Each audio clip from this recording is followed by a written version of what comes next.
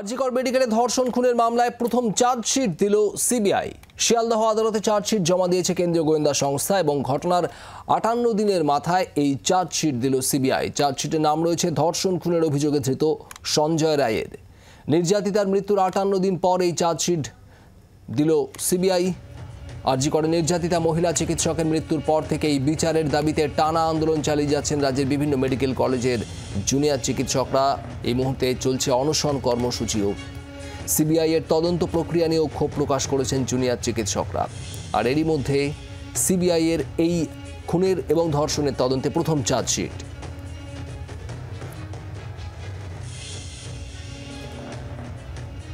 যদি এরকম হয়ে থাকে যে এটাই ফাইনাল চার্জশিট হয়ে থাকে তাহলে আমরা এটা তীব্র প্রতিবাদ করছি, এটা নিন্দা জানাচ্ছি এবং আমরা বলতে চাই যে যদি এরকম সত্যি হয় এবং সিবিআইও যদি শুধু একজনকে অ্যাকিউজ করে ঠিক যেভাবে কলকাতা পুলিশ করছিল তাহলে এটা বোঝাই যাচ্ছে যে সিবিআই তাহলে কলকাতা পুলিশের লাইনে হাঁটছে।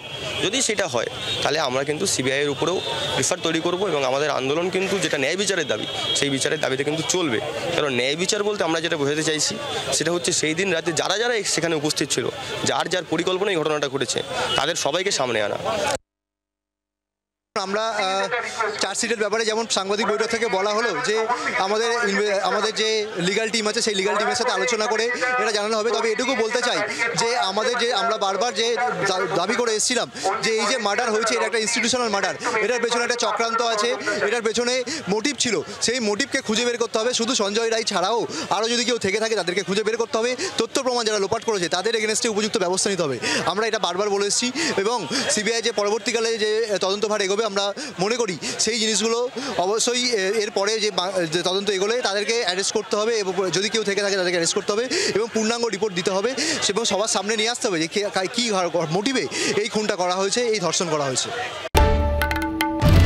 বাংলার আওয়াজ, বাঙালির আবেগ, জি 24 ঘন্টা।